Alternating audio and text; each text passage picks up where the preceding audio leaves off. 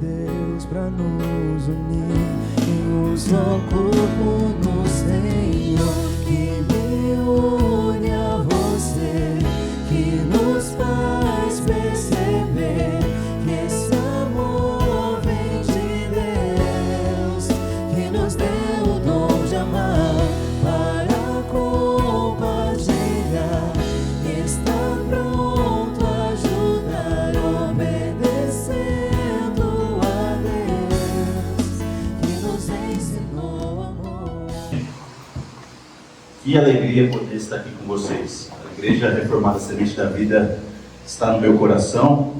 Eu amo o pastor Ricardo, o pastor Luciano, o pastor Danilo e os outros pastores que eu sei que estão aí agora também formando esse presbitério, fazendo o trabalho de Deus com diligência, devoção e piedade. Então, é uma igreja que eu amo muito. Tenho um grande, se eu posso dizer assim, orgulho santo de ter mandado o Danilo para essa igreja aqui, ter indicado essa igreja para ele, e fico feliz de ver como ele tem sido bênção para vocês e de como ele tem sido abençoado por vocês também.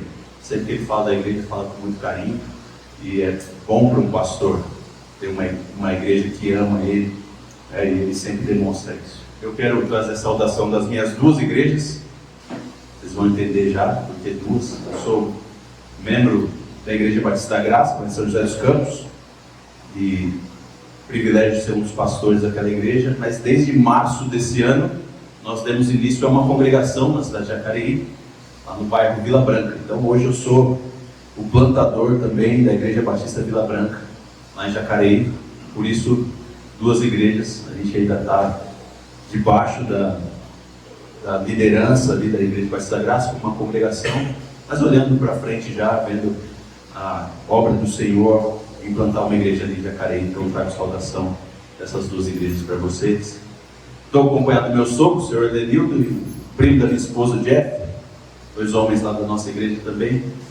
É uma alegria para a gente ter vocês aqui. Muitos outros queriam ter vindo, inclusive o Paulo, foi membro de vocês, membro dessa igreja, está lá com a gente também, mandou lembranças e abraço para vocês. Irmãos, antes de eu começar, queria orar mais uma vez, pedir graça do Senhor para esse nosso tempo, que Ele nos direcione e nos edifique agora, de acordo com a sua palavra. Pai bendito, nós rendemos graças ao Senhor, reconhecemos que o Senhor é grande, o Senhor tem todo o poder, o Senhor é todo poderoso, todo conhecedor, todo presente. Por isso nós não podemos fugir da presença, da sabedoria, do conhecimento e do poder do Senhor. O que para nós que estamos em Cristo é uma grande alegria, um grande privilégio reconhecer o cuidado do Senhor sobre nossas vidas. Nós queremos agora nos dedicar a ouvir a Tua voz, a ouvir a Tua palavra, nesse assunto que é tão importante para nós, como nós podemos ser homens de acordo com a vontade do Senhor. Não tem misericórdia de nós, Pai, e que o Teu Santo Espírito, então, fale aos nossos corações, trazendo encorajamento para aqueles que estão abatidos, trazendo confirmação para aqueles que estão fazendo aquilo que o Senhor chamou a fazer, trazendo confrontação para aqueles que não estão vivendo de acordo com os critérios e os padrões do Senhor. Que o Teu Espírito, então, poderosamente, pelo poder da Tua palavra, age em nosso meio, nos edificando, para a honra e glória do Teu nome. Essa é a nossa oração. Amém. Nós vamos pensar sobre masculinidade. Eu confesso que esse sempre é um assunto difícil, delicado, desafiador, né? Especialmente aqui que chega de cabeça branca, homens mais velhos, mais experientes que eu. Era para eu estar sentado ouvindo vocês, mas pelo poder da palavra eu quero então expressar alguns pontos para vocês sobre o que significa ser homem. Deus fala a respeito do que é ser homem. Então abra sua Bíblia aí, no primeiro livro da Bíblia, no primeiro capítulo. A gente vai começar analisando o livro de Gênesis, que é a criação do homem, a determinação do próprio Deus quando Ele cria o homem. Você conhece o capítulo 1 de Gênesis, né? O texto vai começar dizendo que no princípio Deus criou os céus e a terra. A terra era sem forma e vazia, e o Espírito de Deus se movia sobre as águas. E nesse primeiro capítulo de Gênesis, que nós vamos perceber, que nós vamos notar, Moisés relatando para nós, é como o Senhor faz um trabalho, então, de dar forma e preencher a terra. A terra era sem forma e vazia, e a descrição que nós vemos, então, é o Senhor dando forma e preenchendo. Primeiro Deus vai dizer, haja luz, e vai fazer separação entre luz e trevas, vai dar forma. Depois o Senhor vai fazer separação das águas, águas do firmamento e as águas do mar. Depois Deus vai fazer separação da água e da terra seca. Então você percebe que Deus está dando forma nos 3 primeiros dias, e depois Deus vai preencher aquilo que Ele chamou de luz, de dia. Ele vai colocar o sol para governar o dia. Aquilo que Ele chama de noite, Ele vai colocar luas, estrelas para governar, preencher agora. As águas do firmamento, as águas dos mares, Ele vai preencher também com animais, as aves e os peixes. E depois a terra Ele vai preencher também com plantas e com animais domésticos, animais selváticos. Então, Moisés, de uma maneira muito bela, poética, mas real, literal, vai contar para a gente como Deus fez o mundo. E o que é muito significativo é que, diante dessa beleza toda, da separação, da forma que Deus dá para a criação e do preenchimento que Deus dá para a criação, coisas espetaculares, coisas maravilhosas, coisas lindas, há um ser que é dignificado de uma maneira muito peculiar e singular.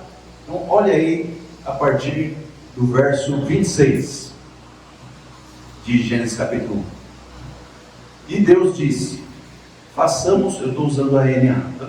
Façamos do ser humano a nossa imagem, conforme a nossa semelhança. Tenha ele domínio sobre os peixes do mar, sobre as aves dos céus, sobre os animais domésticos, sobre toda a terra e sobre todos os animais que rastejam pela terra. Assim, Deus criou o ser humano, à sua imagem, a imagem de Deus o criou. Homem e mulher os criou, e Deus os abençoou e lhes disse, sejam fecundos, multipliquem-se, encham a terra e sujeitem. Tenham domínio sobre os peixes do mar, sobre as aves dos céus e sobre todo animal que rasteja pela terra. E Deus disse ainda, eis que tenho-lhes dado todas as ervas que dão semente, e se acham na superfície de toda a terra, de todas as árvores em que há fruto que dê semente, isso servirá de alimento para vocês, e para todos os animais da terra. Todas as aves dos céus e todos os animais que rastejam sobre a terra, em que há fôlego de vida, toda erva verde lhes servirá de alimento. E aconteceu, Deus viu tudo o que havia feito, e eis que era muito bom. Houve tarde e manhã, o 6º dia. Então você percebe como Moisés vai encerrar o preenchimento de toda a criação com esse ser que é completamente diferente, único e que tem uma característica especial que nenhum outro elemento da criação tem. O homem, o ser humano, ao ser criado por Deus, ele recebe o dom de carregar, de portar a imagem de Deus. Meus irmãos, isso é algo muito significativo, porque, como o salmista vai dizer, os céus proclamam a glória de Deus, o firmamento anuncia as obras das suas mãos, um dia discursa outro dia, uma noite revela conhecimento outra noite, e nós sabemos que as coisas criadas revelam como Deus é sábio, poderoso, criativo. Mas a imagem do Senhor não está nessas coisas. Por mais que a glória de Deus possa ser vista nos céus, no firmamento, nos animais, num elefante, numa baleia, num pássaro colorido, por mais que essas coisas possam ser vistas, ou transmitir glória de Deus, a imagem de Deus foi colocada sobre o ser humano. E nesse sentido, então, o homem carrega sobre si esse grande privilégio de demonstrar de uma maneira muito peculiar, como nenhuma outra criatura tem, que existe um Deus criador e glorioso. Todo ser humano carrega em si a grande responsabilidade e também o grande privilégio de demonstrar que existe um Deus criador, poderoso e soberano. Isso é a imagem de Deus no homem. Imagem que foi manchada pelo pecado e trouxe várias consequências, como vocês ouviram hoje pela manhã. Pastor Samuel, né? Então, obviamente nós sabemos disso, mas há no homem esse grande elemento da imagem de Deus. E a imagem de Deus, ela é muito significativa em vários sentidos. Primeiro, nós vemos que Deus concedeu ao homem, então, nesse privilégio, nessa graça de ser a representação maior da glória dele, deu para eles domínio sobre a criação. Deus diz: sejam fecundos, multipliquem-se, encham a terra e sujeitem-na. Sujeitem a terra, tenham domínio sobre os peixes, sobre as aves, sobre todo animal que rasteja pela terra. Ele recebe domínio, ele recebe também uma promessa de sustento. Ele recebe uma promessa de sustento. Olha o que Deus diz, o verso 29 é muito importante, às vezes a gente passa batido por isso, né? Então, eu tenho dado para vocês as ervas e os animais para ser alimento para vocês. Vocês serão sustentados por mim. Terão sustento. Vocês recebem domínio e recebem também o sustento.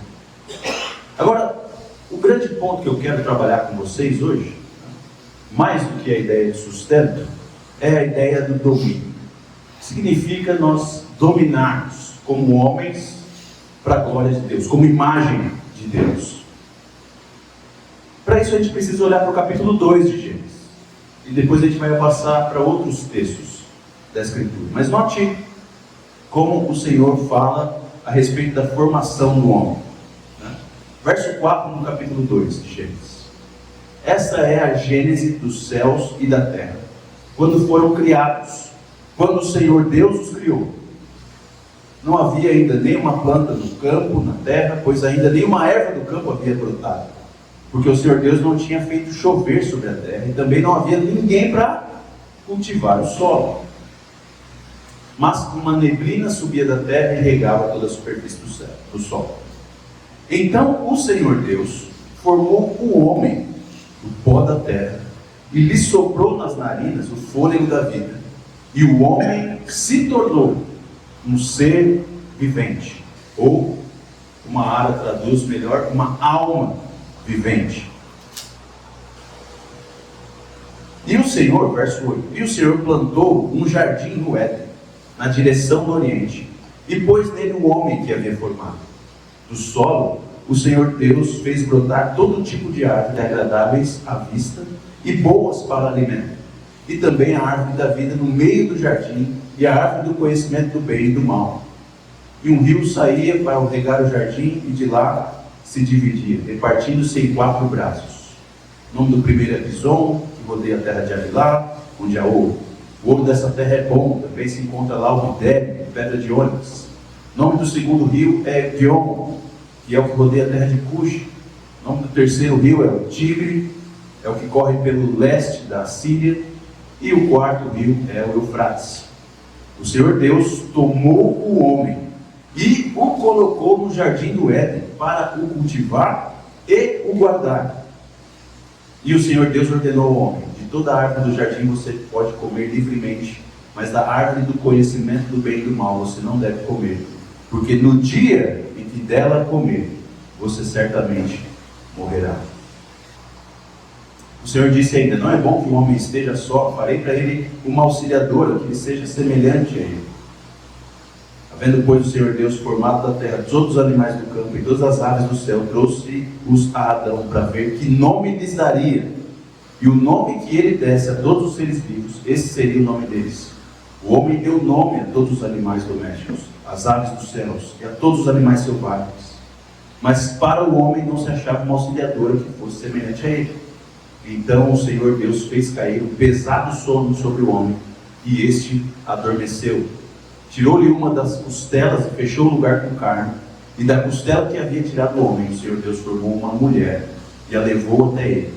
E o homem disse: esta afinal é osso dos meus ossos, carne da minha carne. Será chamada varoa, porque do varão foi tirado. Por isso o homem deixa o pai e a mãe, se une à sua mulher, tornando-se os dois uma só carne. Ora, um e o outro, o homem e sua mulher estavam nus e não se envergonhavam. Então, muita informação aí, né? Muitas coisas que a gente pode considerar desse texto, mas eu quero considerar algumas com vocês. A primeira delas é que Deus cria o homem desse pó da terra, junta o pó, sopra o fôlego de vida desse homem, e essa união, então, dessa parte material com essa parte imaterial, se torna o ser humano. O ser humano é essa unidade dessas duas coisas. Eu não vou debater aqui muito dessa antropologia com vocês, não é o meu alvo hoje, mas o fato é que o texto bíblico diz que esse homem é essa unidade do material com um sopro de vida. Nesse sentido, Deus faz o homem como algo que não é só matéria pura, mas é criado para Deus, para o próprio Deus. Então o homem está sujeito ao Senhor, já na sua criação. Isso não é muito meu ponto agora, quero passar com vocês. Eu quero lembrar vocês para essa realidade que está no verso 8. O Senhor plantou um jardim na direção do Oriente e pôs nele o homem que havia formado. Nota, irmãos, que o Senhor cria o universo inteiro, cria a terra, cria o homem, dando a ele domínio sobre a criação, mas o Senhor não deixa o homem à vontade e livre na criação. O Senhor estabelece para o homem um local onde ele teria responsabilidades e uma relação com aquele local. O homem foi criado para viver pactualmente, para viver em aliança. O homem não foi criado para ser bicho solto. Esse aqui é o ponto. Não sei, o pessoal aqui é mais velho, né? Estou vendo aqui, não tem nenhum novinho. Então vocês se lembram, como eu me lembro, dos comerciais de cigarro dos anos 80, 90, né? Você tinha duas grandes marcas, né?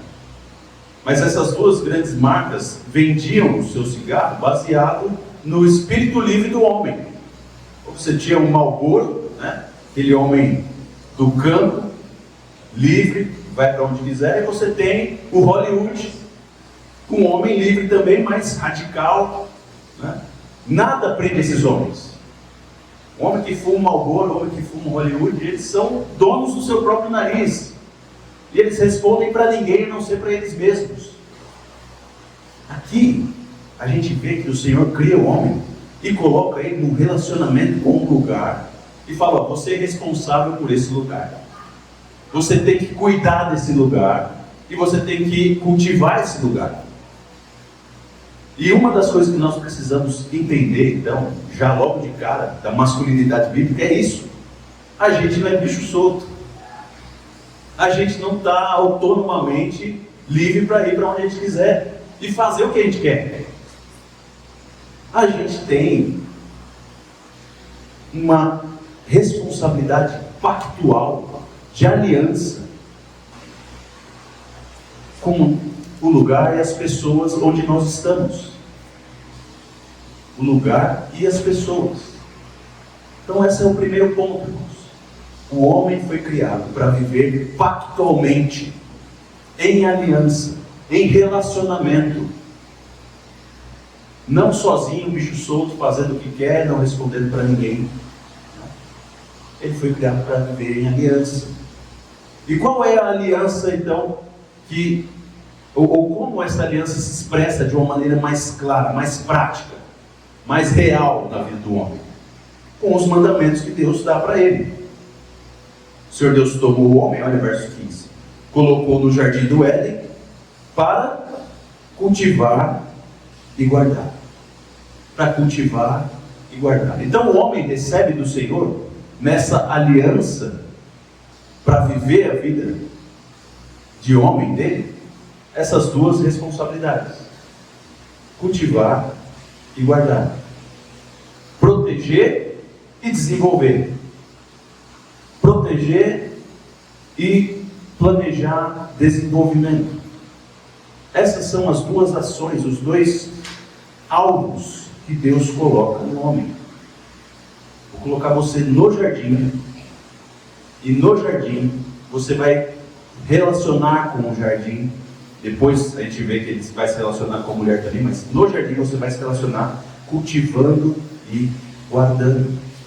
E esses são os dois verbos da masculinidade bíblica, por assim dizer: cultivar e guardar. Você foi criado por Deus para apresentar a glória dele, representar o Deus Criador na terra, cultivando e guardando as pessoas que você está perto, as pessoas com as quais você tem relação, e o lugar com o qual você se relaciona. As pessoas e o lugar. Eu quero pensar um pouquinho primeiro no lugar, porque isso envolve bastante a questão do nosso trabalho. Mas eu queria fazer uma pergunta: quem aqui é solteiro? Jeff é solteiro. Tem mais solteiro aqui ou todo mundo é casado? Como é seu nome? Victor? Só o Victor e o Jeff? Tem mais solteiro aí? Tá, tem mais um ano. A maioria é casada. A gente vai falar então um pouco do lugar, depois a gente fala dos relacionamentos. Como que a gente deve ter essa masculinidade desenvolvida ou apresentada em relação ao lugar? Isso se dá muito na questão do nosso trabalho. Nós queremos ver o lugar onde a gente está protegido e desenvolvido. Protegido e desenvolvido. São duas coisas que são responsabilidades dos homens. Proteção, eu não vou gastar muito tempo com isso, não, porque isso é mais óbvio. A gente tem a grande responsabilidade de proteger o nosso lugar, de evitar que o mal chegue perto dele. A gente precisa proteger, precisa fazer essa defesa. Essa defesa. Que, como o pastor falou de manhã, Adão falhou miseravelmente, né? Ele não defendeu o jardim do mal. E quando o mal entrou, além dele não ter defendido, ele ainda jogou a culpa na mulher, né? Mas a nossa grande responsabilidade, primeiro, é proteger o local, é ter percepção do mal. Para isso a gente precisa ter sabedoria de Deus, a gente precisa conhecer o que é bom e o que é maligno. Você precisa conhecer quais são valores positivos de virtude e valores negativos de vícios, de pecados, para que você possa determinar: isso é uma coisa boa, a gente pode permitir; isso é uma coisa ruim, nós não podemos permitir que isso aconteça aqui no local onde nós vivemos. Isso não é aceitável, porque é nossa responsabilidade guardar, é nossa responsabilidade, é seu dever guardar, proteger. Então, esse é um aspecto. Você precisa trabalhar ativamente para proteger o seu local, mas você também precisa cultivar, desenvolver. O que significa isso? Significa cultivar. Cultivar, irmãos, é trabalhar arduamente para ver as coisas crescendo. Para ver as coisas crescendo. Eu não sei quantos de vocês aqui têm experiência com plantação, com roça, né? Eu não tenho. Mas o meu sogro tem umas plantinhas lá na casa dele. Eu vejo o trabalho que dá para ele manter a casa dele em ordem. além da proteção que ele faz, dá muito trabalho para cultivar o jardim e as árvores que ele tem lá, dando fruto. Dá muito trabalho. Ele tem que regar todo dia as plantas. Ele tem que verificar o solo, se está bom ou se não está. Dá trabalho. Dá trabalho para ver as coisas se desenvolvendo. E esse é o grande chamado que nós temos no trabalho. Desenvolver as coisas.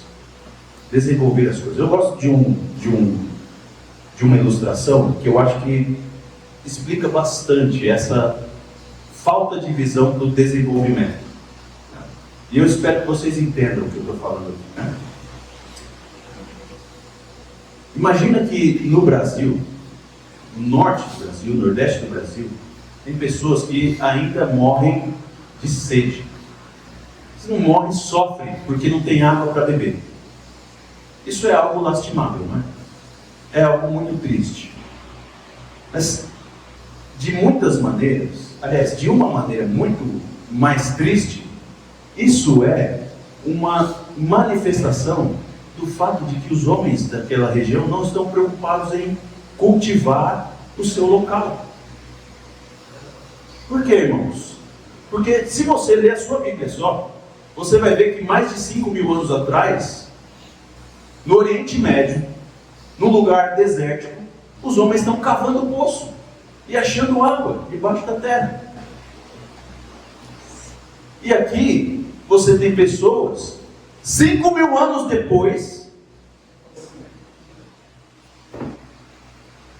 que estão sofrendo porque não tem água. Ou seja, eles não estão preocupados em saber, será que existe algum jeito de eu desenvolver esse local para que tenha água? Não, eles não estão preocupados com isso. Porque eles não assumiram a responsabilidade deles de homens que cultivam o seu local. Eu estou pactuado com o meu local de melhorar o local onde eu moro, de dar melhoria, de desenvolvimento, de cultivo. E esse é o nosso grande alvo como trabalhadores, o desenvolvimento geral do local. E não só localmente aqui, no caso a cidade de Guaratinguetá, mas, se possível, do Brasil, da terra. Vocês estão... Quantos aqui trabalham aqui na escola de especialistas? Trabalharam, né? Não sei se trabalham aí na aeronáutica. Já pararam para pensar que grande bênção é o avião? Que grande bênção é o avião? Imagina, gente, a gente consegue cruzar o mundo todo em um dia. Em um dia, a gente consegue cruzar o mundo todo. Porque alguém pensou, como é que a gente pode desenvolver o transporte? Como que a gente pode fazer o transporte algo mais efetivo, melhor, mais rápido? Essa é a mentalidade do cultivo. O trabalho não é só para a gente viver miseravelmente, sobreviver, ou para a gente enriquecer. O ser humano do sexo masculino. E aqui, obviamente, eu estou falando já, pressupondo que vocês são crentes, já conhecem o Evangelho, e que estão restaurados com Deus, vivendo para Cristo. Vocês precisam entender que a responsabilidade de vocês é cultivar o mundo, cultivar o local onde vocês estão, desenvolver as coisas se desenvolvendo. Seu trabalho não é só para você bater ponto e receber o salário no fim do mês. Você tem uma responsabilidade bíblica de domínio sobre a terra, para que a terra se desenvolva, para que as coisas sejam melhores, e demonstrar então que existe um Deus sábio, criador, criativo, poderoso, que nos dá a capacidade de desenvolver as coisas. Imagina, meu irmão, é muita tonelada de ferro voando, um monte de mineral que sai da terra, que os caras transformaram num bicho que voa. Se isso não demonstra a sabedoria e a glória de Deus, é difícil imaginar o que mais demonstra nos nossos dias. Porque homens estavam cultivando a terra. E às vezes nem fizeram isso pensando na glória de Deus. Vocês têm o grande privilégio de fazer isso pensando na glória de Deus. apontando justamente para aquele que deve ser glorificado por isso, pelo desenvolvimento do planeta, pelo desenvolvimento da criação. Nós temos que ter alvo do cultivo das coisas, desenvolvimento das coisas, proteger e cultivar. Nosso trabalho vai ser muito bom se nós entendermos a nossa vocação, aquilo que Deus tem nos dado o privilégio de fazer, e se nós compreendermos então, como que eu posso ser um cultivador dessa área da qual eu estou trabalhando? Como que isso cultiva a humanidade e o planeta? Como que isso desenvolve a vida das pessoas, a qualidade de vida das pessoas? Como que isso revela o caráter criativo de Deus, poderoso de Deus? Cultivar e guardar. Agora, estou pensando nisso em relação a trabalho, mas isso é uma verdade ainda maior quando a gente pensa no nosso relacionamento pessoal, no relacionamento que a gente tem, né, de aliança, de pacto com as pessoas. Moisés vai falar da criação e ele vai falar então que não era bom o homem estar só. E isso para mim é algo que sempre que eu leio eu fico sem entender. Essa é a verdade. Porque já parou para pensar que o homem tinha um relacionamento perfeito com o Senhor na criação? Adão e Deus tinham um relacionamento perfeito, sem pecado, ligação direta, conversas diretas, sem interferência de maldade alguma. E Deus falou: não, isso não é suficiente para você. Isso me deixa a minha cabeça completamente confusa. Que o homem não é pleno simplesmente no seu relacionamento com o Criador. Ele precisa de relacionamento com outros seres humanos. Precisa se relacionar pactualmente com outros seres humanos. Toda vez que eu falo isso, eu só falo porque eu tenho certeza que é o que está escrito na Bíblia. Porque eu tenho muito medo de estar falando uma grande heresia, uma grande bobagem. Mas foi o que o Senhor disse. Não é bom. Não é bom você estar sozinho. Mesmo que você me tenha, não é bom você estar sozinho. Você precisa se relacionar. Você precisa ter relações humanas. Uau! Uau! E Deus dá o milagre de Eva para Adão. E eles são unidos em matrimônio. E a responsabilidade que o homem tem agora de guardar e cultivar é também estendida para os seus relacionamentos humanos. Não só no seu relacionamento como jardim, não só como local, mas é estendido agora também para os seus relacionamentos humanos. E o grande ponto que nós temos aqui, irmãos, é que nesse sentido agora, no seu relacionamento humano, o homem tem o grande privilégio de exercer o seu domínio sobre a criação, cultivando e guardando, representando de uma maneira muito significativa a maneira que Deus governa. A maneira que Deus governa. Porque nós, agora, o mundo caído, quando o pecado entra no mundo, a gente pensa em autoridade, a gente pensa em domínio, e o que vem à nossa mente é poder. É poder, é autoritarismo, é mão de ferro. É isso que vem à nossa mente quando nós pensamos em domínio, em autoridade, quando nós somos simplesmente guiados pela visão mundana e pecaminosa de domínio. Mas quando nós olhamos para a maneira que o Senhor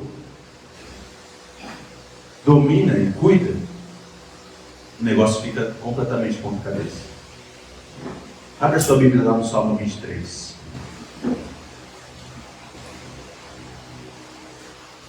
Com certeza que você conhece esse salmo, alguns de memória, de cor, mas eu quero ler com você de novo isso aqui.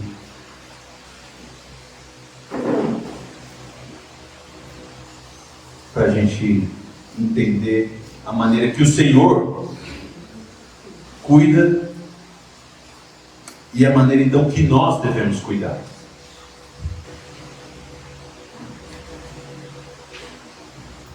Salmo 23: o Senhor é o meu pastor, nada me faltará. Ele me faz repousar em pastos verdejantes.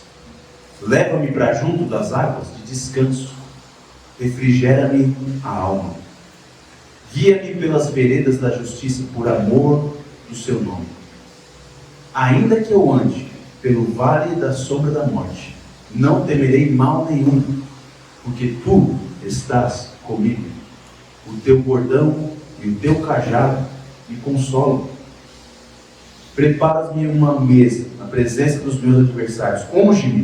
Unges a minha cabeça com óleo, meu cálice transborda. Bondade e misericórdia certamente me seguirão todos os dias da minha vida, e habitarei na casa do Senhor para todo o sempre. Os irmãos, você conhecem esses textos? Mesmo se você é um crente novo, você já ouviu falar do Salmo 23, porque esse é um texto que num país cristão como o Brasil, católico, é muito conhecido também. Mas pare para notar agora um pouquinho, com atenção mais, o sentimento que Davi tem pelo Senhor. Davi sabe que Deus é Deus Todo-Poderoso. Davi sabe que Deus é o Senhor dominador e controlador, que Ele é o Senhor, a autoridade última. Mas olha o sentimento que ele tem pelo Deus dele. O Senhor é o meu pastor, e nada vai me faltar. O Senhor é meu pastor e nada vai me faltar. Eu não vou ter falta de nada. Estou seguro. Presta atenção na segurança que Davi tem de que ele está sendo cuidado. Eu estou sendo cuidado. Tem alguém olhando por mim. Tem alguém velando por mim. Tem alguém interessado em mim. E esse ser que cuida de Davi, e que Davi tem a segurança, que olha por ele, leva Davi para um repouso, para um descanso. Ele não se sente atribulado, não se sente cansado, porque o Senhor está cuidando dele. Ainda que ele ande no vale da sombra da morte, ele não teme. Ele não teme, porque o Senhor tem um cajado e um bordão. Um cajado para puxar de volta, para guiar o caminho, dizer vai para cá, vai para lá. E o bordão, que é a ferramenta que ele usa para afastar os inimigos, as feras, os lobos que vêm para atacar a ovelha. Isso traz consolo. Essas ferramentas do pastor traz consolo para Davi. Eu fico consolado pelo teu bordão e o teu cajado. Estou tranquilo, ainda que num momento de escuridão tenebrosa, eu confio no meu pastor. O cajado dele não vai deixar eu afundar, e o bordão dele vai me livrar dos inimigos. E ele vai falar ainda mais, que o Senhor vai aceitá-lo na sua mesa, na presença dos adversários. Ou seja, os meus adversários estão tentando me derrubar, mas eles não vão conseguir, porque o Senhor vai me aceitar. Diante deles o Senhor vai me colocar à mesa, o Senhor vai me ungir com óleo, vai encher minha taça de vinho, vai transbordar. É um acolhimento. Davi percebe que é acolhido pelo Senhor. Ele sabe que ele tem aceitação do seu pastor. Eu vou sentar à mesa contigo, e todos aqueles que não querem me ver sentados à mesa contigo verão o Senhor me dando tranquilidade e renovo com óleo, me limpando com óleo e me servindo cálice, onde eu terei o meu prazer.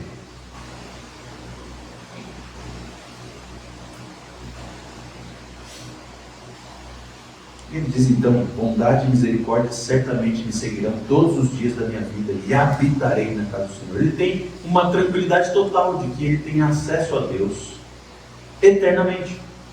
O seu pastor está acessível para ele, sempre, sempre, sempre, sempre. A bondade e a misericórdia são estendidas para Davi pelo Senhor. Isso aqui, irmãos, fala do Deus que é autoridade sobre todas as coisas, mas é também um guia para nós de como nós exercemos o nosso domínio entregue por esse Deus para nós. O homem que guarda e cultiva o jardim deve também guardar e cultivar as pessoas que estão sob o seu cuidado, as pessoas que estão acessíveis ao seu relacionamento. E o que nós queremos então fazer com as pessoas é também guardar e cultivar. Guardar e cultivar. Nós queremos ver as pessoas protegidas do mal, protegidas dos seus inimigos, dos perigos. Nós queremos protegê-las e nós queremos cultivá-las. Queremos vê-las florescendo, crescendo, amadurecendo, se desenvolvendo, sendo melhor que nós, sendo melhor que a gente. Eu quero dar algumas aplicações sobre esse pastoreio, especialmente em duas áreas para nós aqui, para tentar deixar isso mais claro. E depois o pastor Ricardo vai falar sobre paternidade, então não vou falar sobre paternidade, mas quero chamar a sua atenção para duas realidades. Nós devemos cultivar e guardar nos nossos relacionamentos. Isso envolve, primeiramente, inicialmente, para qualquer ser humano, o seu relacionamento com seus pais. Esse é o primeiro chamado que o ser humano recebe na vida, quando nasce. Obviamente ele tem que vir para a glória de Deus, mas tem que honrar e guardar, cultivar os seus pais. Esse é o desejo, o olhar que nós devemos ter. Que é o mandamento do Senhor: honra o teu pai e a tua mãe. Aí você vai pensar assim: pastor, eu já casei, eu já deixei pai e mãe, agora eu estou com a minha esposa, no relacionamento com a minha esposa. Mas eu quero chamar a sua atenção para Marcos capítulo 7.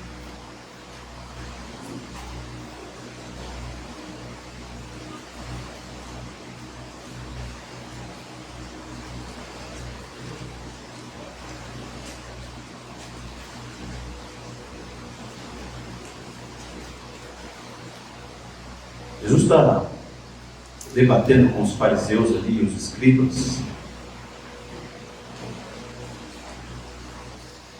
sobre lavar as mãos para comer e tudo mais. Mas note como o Senhor repreende aqueles homens a partir do verso 8 do capítulo 7 de Marcos. Aliás, a partir do verso 6, porque já dá a palavra dura do Senhor Jesus, né? Jesus respondeu: bem profetizou Isaías a respeito de vocês, hipócritas, como está escrito: esse povo me honra com os lábios, mas o seu coração está longe de mim, e em vão me adoram, me ensinando doutrinas que são preceitos humanos. Uau! Palavra dura de Jesus. Por que Jesus está falando assim desses homens? Porque eles rejeitam o mandamento de Deus, rejeitando o mandamento de Deus, guardam a tradição humana. E disse-lhes ainda, verso 9: vocês sempre encontram uma maneira de rejeitar o mandamento de Deus para guardarem a própria tradição. Pois Moisés disse: honra o seu pai e a sua mãe, e quem maldisser o seu pai ou a sua mãe seja punido de morte. Vocês, porém, dizem que se alguém disser ao seu pai ou à sua mãe: a ajuda que você poderia receber de mim é corbã, isso é, oferta ao Senhor, então vocês o dispensam de fazer qualquer coisa em favor do seu pai ou da sua mãe, invalidando a palavra de Deus por meio da tradição que vocês mesmos passam de pai para filho, e fazem muitas outras coisas semelhantes. Note que a palavra dura do Senhor Jesus é porque aqueles homens, eles são todos, dignos diante dos olhos dos judeus, dizendo que são mestres da lei, mas na verdade tudo que eles fazem é encontrar um jeito para não guardar a lei do Senhor, não cultivar e guardar nos seus relacionamentos. inclusive rejeitando o cuidado com seus próprios pais. Vocês estão desonrando os próprios pais de vocês. Sendo que Moisés já falou, é para honrar pai e mãe. Quem maldisser pai e mãe é punido, é sujeito à punição de morte. Meus irmãos, esses homens aqui eram todos casados. Todos eles já tinham suas famílias. Para você ser mestre, um escriba, mestre da sinagoga, você não podia ser solteiro. E o Senhor Jesus chama a atenção deles: olha, cuidem dos seus pais, estão abandonados. Honre o seu pai até a morte, honre a sua mãe até a morte. Cultive e guarde. Se o seu pai é azedo, se a sua mãe é azeda, e você está com problema com ele, o que você tem que fazer? Abandonar? Falar, ainda bem que eu casei, agora eu sou o dono do meu nariz, eu não tenho mais nada contigo. Você tem que cultivar o seu pai, cultivar a sua mãe. Você quer ver desenvolvimento do seu pai e da sua mãe. É isso que você precisa fazer. Precisa ir lá regar, precisa ir adubar a terra, precisa dar semente para a terra. Cultive. Esse é o chamado. Protege do mal e cultiva. Esse é o primeiro relacionamento que nós temos, irmãos, na vida. O nosso pai e a nossa mãe. Especialmente vocês, solteiros aí. Estão mais velhos, mas mesmo assim.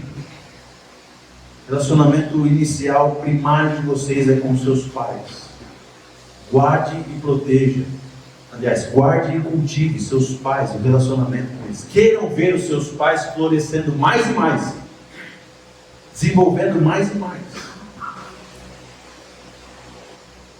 De maneira muito significativa para nós homens, nós temos o chamado de desenvolver quem? As nossas esposas. Abre a sua Bíblia em Efésios, capítulo 5.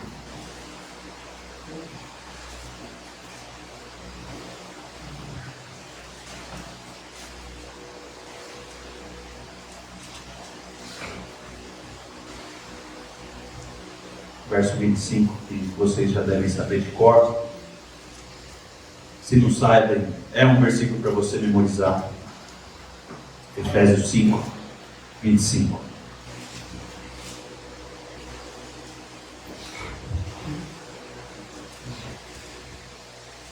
Maridos, que cada um de vocês ame a sua esposa, como também Cristo amou a igreja e se entregou por ela, para que a santificasse, tendo-a purificado por meio da lavagem de água pela palavra, para apresentar a si mesmo como igreja gloriosa, sem mancha, nem ruga, nem coisa semelhante, porém santa e sem defeito. Assim também o marido deve amar a sua esposa como ama o próprio corpo. Quem ama a esposa ama a si mesmo, porque ninguém jamais odiou o seu próprio corpo. Ao contrário, o alimenta e cuida dele, como também Cristo faz com a igreja. Nós somos chamados a proteger e cultivar as nossas esposas, semelhantemente ao que Cristo fez com a sua igreja. Meus irmãos, isso aqui é algo seríssimo e de uma reverência enorme. O chamado que Paulo descreve aqui aos Efésios, e que é para todo crente, é algo muito sério, muito pesado, de como nós devemos então cuidar e desenvolver nossas esposas, cultivar e guardar. Note que Paulo vai dizer o que Cristo faz pela igreja. Preste atenção no verso 27. Para apresentar a si mesmo como igreja gloriosa. Vai notando as palavras aí. Gloriosa, sem mancha nem ruga, nem coisa semelhante, porém santa e sem defeito. É isso que Cristo está fazendo. O interesse dele é de cultivar a igreja, para ser gloriosa. Para ser gloriosa. Para que a apresentação dela, a imagem dela, seja uma imagem sem defeito algum. Uma imagem santa. E note que ele vai usar os termos da nutrição, né, para o cultivo. Ninguém odeia o próprio corpo. Pelo contrário, alimenta e cuida do próprio corpo. É isso que você faz com a sua esposa. Você alimenta ela e você cuida dela. Porque você quer vê-la desenvolver. Você quer ver ela crescer. Você quer ver ela em segurança. Sabe o que você quer ouvir da sua esposa? Pastor Luciano é meu marido, nada vai me faltar. Bondade e misericórdia certamente me seguirão. É isso que você quer ouvir da sua esposa. Nada irá me faltar. Ainda que eu ande pelo vale da sombra da morte, o cajado e o bordão do meu marido vão me proteger. Vão me consolar, porque eu sei que Ele está me protegendo e me cultivando. E Ele me recebe. E me acolhe. E essa é a segurança que nós devemos gerar nas nossas esposas, irmãos. Da aliança com elas. As pessoas que estão ao nosso redor vão ver isso, vão perceber isso. E elas vão nos honrar como homens verdadeiros, homens bíblicos, homens que servem ao Senhor. Agora, isso aqui é muito mais pesado do que parece inicialmente. Porque a gente lê esse texto e a gente vê assim, bom, homem ama a sua igreja, o homem ama a sua esposa como Cristo amou a igreja, né? E se entregou por ela. Então, você, bom, eu preciso me entregar pela minha esposa, né? E a gente fica na ilusão, então, de que, bom, se um dia chegar alguém e der um tiro na minha esposa, eu pulo na frente da bala e esse é o meu alvo. É me entregar por ela. Mas você perdeu completamente o senso da realidade. E Cristo fez isso até o ponto da morte. Mas isso é um aspecto do que Cristo faz pela igreja. Cristo se humilha pela igreja. Cristo vai atrás da igreja. E Cristo está comprometido com a igreja. Cristo se humilha. Ele sendo Deus, se fez homem. Se fez criatura para cultivar a sua igreja. Ele se humilhou completamente. Sendo o Deus transcendente, se fez homem imanente, mortal, para resgatar a sua igreja. Se humilha. Ele cultiva indo atrás, fazendo a obra da conquista, conquistando a sua noiva. Já parou para pensar nisso? Que o Senhor Jesus é o homem, aliás, o único homem completamente santo, sem defeito, sem pecado. E que Ele conviveu com pecadores e recebeu pecadores e convive com eles. Meus irmãos, eu fico ofendido com os pecados das pessoas da minha igreja. Eles me tiram do sério, eu perco a paciência. Eu falo, como pode? 30 anos de igreja, 40 anos de igreja, homens mais velhos do que eu fazendo isso.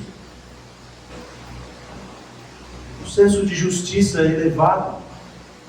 Você imagina como foi difícil para o Senhor Jesus, sendo o próprio Deus justo, santo, santo, santo, santo, andar com pecadores e ir atrás do resgate. Ele foi resgatar a sua noiva. Invadiu o império das trevas para tirar sua noiva de lá. Vem para cá, sai daí, esse lugar não pertence a você.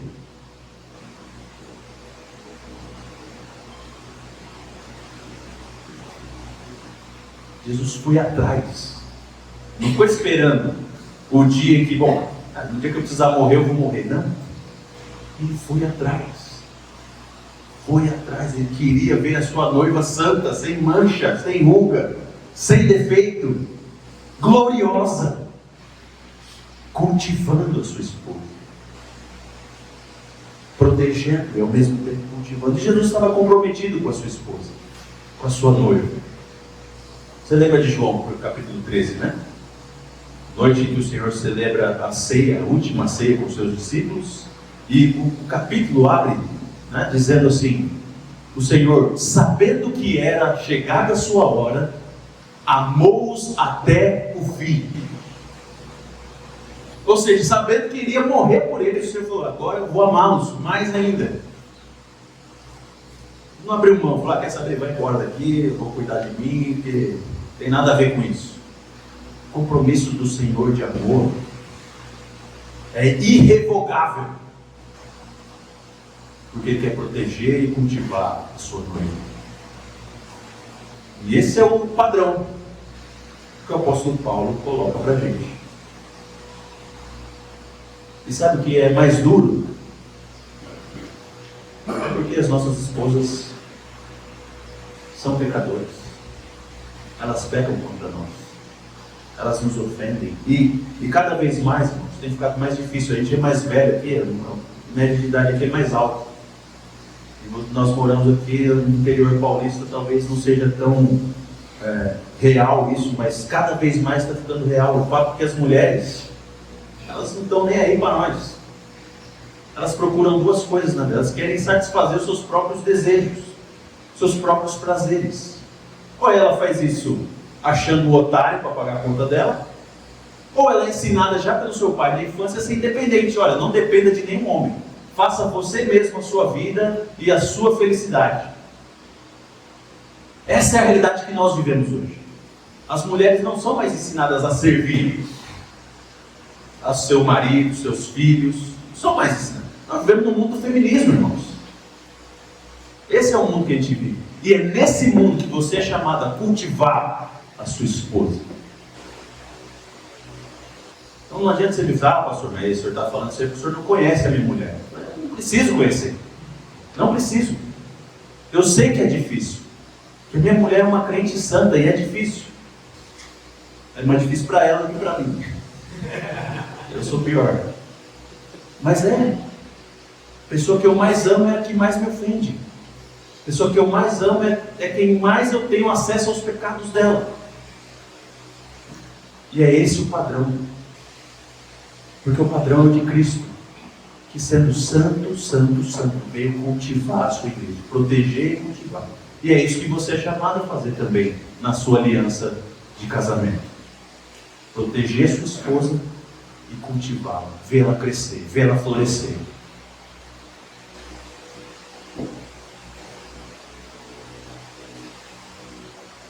Eu vou me reservar esses dois pontos de relacionamento com os nossos pais, com as nossas esposas, mas esse é o padrão para todas as pessoas.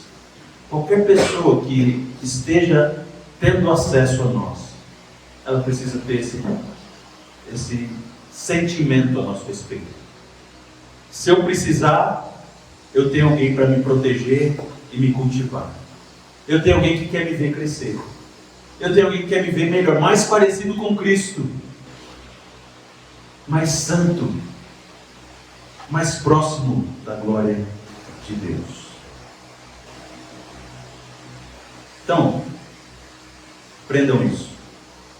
O domínio que vocês receberam não é um domínio para viver livremente, de acordo com o seu nariz e a sua vontade. Mas você recebeu o privilégio e a responsabilidade de demonstrar, de manifestar que existe um Deus Criador, soberano, que nos guarda e nos cultiva, no nosso lugar e nos nossos relacionamentos.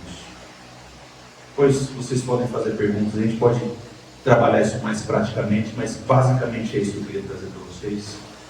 E a gente só pode fazer isso no poder do Espírito Santo, se nós estivermos em Cristo Jesus. Fora de Cristo, não tem como. Não há possibilidade de nós vivermos esse padrão do Senhor pelas nossas próprias forças. E se você pode continuar lendo lá Marcos 7, Jesus vai dizer: o que está dentro de você é o que está podre. Você precisa ser regenerado e viver no poder do Espírito para viver essa realidade de proteção e cultivo na sua vida. Vamos orar mais uma vez? Senhor, obrigado por tua graça. Obrigado porque na sua sabedoria, que é completamente outra, diferente, mais elevada do que a nossa, o Senhor decidiu nos criar para a honra e glória do teu nome, carregando em nós a imagem do Senhor. Uma imagem que foi corrompida pelo pecado, mas que é restaurada naqueles que estão em Cristo Jesus, regenerados pelo teu Espírito, por causa dos méritos da pessoa e da obra de Jesus de Nazaré, o Cristo, Filho de Deus vivo.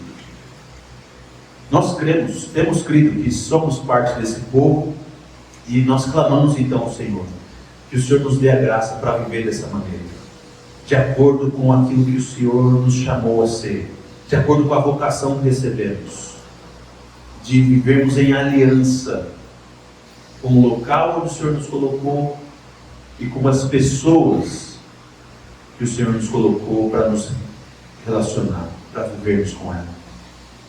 Nos ajuda, Pai, a ser fiéis nos cuidados com os nossos pais, nos cuidados com as nossas esposas e com qualquer pessoa com a qual nós tenhamos relacionamento. Que o nosso desejo seja proteger e cuidar. Proteger e cultivar essas pessoas. Cuidar e cultivar. Proteger e desenvolver. O local e as pessoas. Não para a nossa glória mesmo. Não para o nosso próprio engrandecimento. Mas para a glória do teu nome. E para o bem do teu povo. É a nossa oração no nome de Jesus. Amém.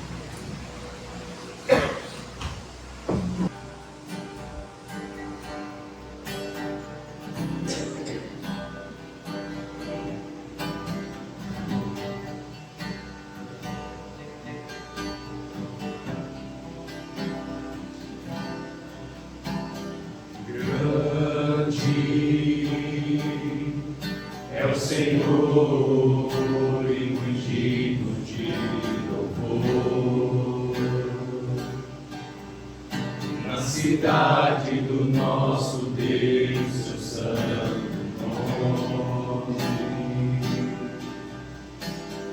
Alegria de toda a terra.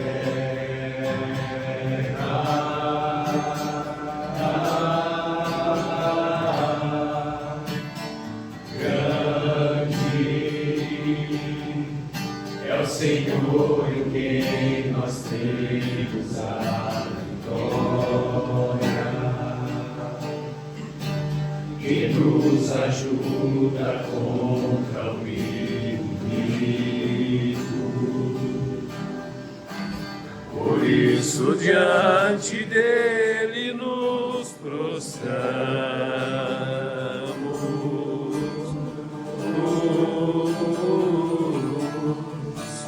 Queremos o seu nome engrandecer e agradecer-te por tua obra em nossas vidas. Confiamos em teu infinito amor. Só tu és o Deus eterno sobre toda a terra e céu.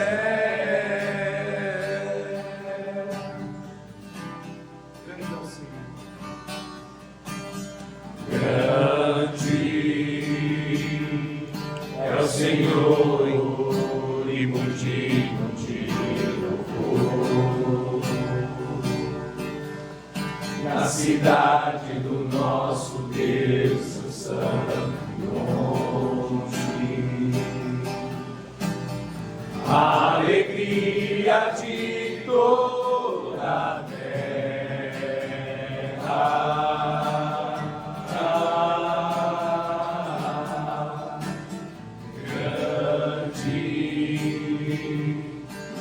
Senhor, em quem nós temos a vitória, que nos ajuda contra o inimigo. Por isso, diante dele nos prostramos.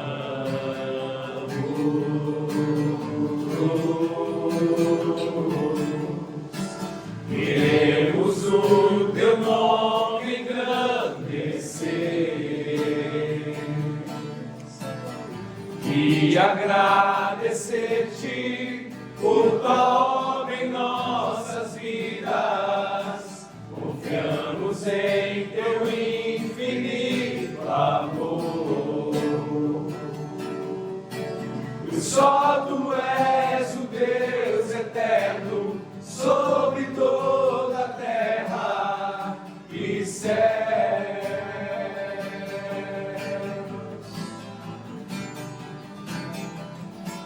Queremos o teu nome engrandecer e agradecer-te por tua obra em nossas vidas. Confiamos em teu infinito amor. O sol